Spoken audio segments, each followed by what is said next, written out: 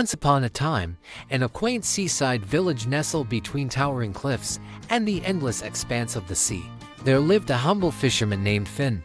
Every morning, Finn would set sail in his small boat, casting his nets into the sparkling waters, hoping for a bountiful catch to provide for his beloved wife, Elora, and their young daughter, Arya. One crisp morning, as the sun kissed the horizon with its golden rays, Finn's net grew heavy with a remarkable discovery: a gleaming silver fish, its scales shimmering like precious jewels. As Finn reached out to retrieve the fish, it spoke in a voice that sounded like tinkling bells.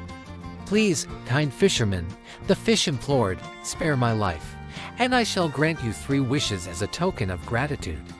Finn, astonished by the talking fish, paused to consider its offer. He thought of his dear Laura, who dreamed of a life of luxury far beyond their humble cottage by the sea. "Very well," Finn replied, "I shall spare your life. For my first wish, I wish for a grand mansion where my wife and daughter can live in comfort and splendor." With a flick of its tail, the magical fish granted Finn's wish. In an instant, a magnificent mansion materialized on the cliffs overlooking the sea, adorned with glistening towers and lush gardens.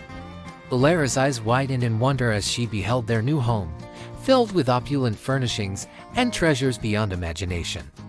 Arya danced with joy through the halls, marveling at the beauty surrounding her. For a time, Finn and his family reveled in their newfound wealth and luxury. Yet, as days turned into weeks and weeks into months, Elara's heart grew restless. No matter how grand their mansion or how lavish their possessions, she could not shake the feeling of emptiness that gnawed at her soul. One evening, as the sun dipped below the horizon and the sea whispered its ancient secrets, Elara stood upon the cliffs, gazing out at the endless expanse of water. She longed for something more, something that no amount of wealth could provide. "Dear fish," she whispered, her voice carried away by the gentle breeze, "grant me a wish. I wish to be as powerful as the mighty ocean, to command the winds and the waves." The magical fish, ever faithful to its promise, granted Elara's wish. In an instant, she felt the power of the elements coursing through her veins, her hair swirling like the foam-tipped waves crashing against the cliffs. With her newfound power, Elara commanded the winds to dance and the waves to rise, delighting in her ability to shape the world around her. Yet, as she reveled in her strength, she could not shake the sense of loneliness that gripped her heart. As days turned into weeks and weeks into months, Elara's desire for power consumed her, driving a wedge between her and her family.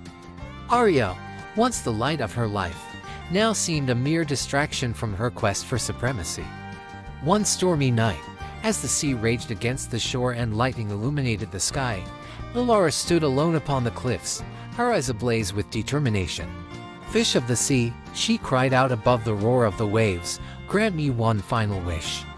I wish to be the ruler of all, to command not only the elements but also the hearts of men." The magical fish, saddened by Elara's descent into greed and ambition, granted her wish with a heavy heart.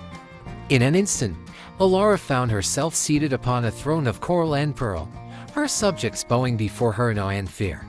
Yet, as she gazed upon her kingdom spread out before her, Elara felt a pang of regret pierce her heart. She had sacrificed everything she held dear in pursuit of power, only to find herself more alone than ever before. In that moment of clarity, Elara realized the true folly of her desires. With a heavy heart, she cast aside her crown and her throne, returning to the simple life she once knew.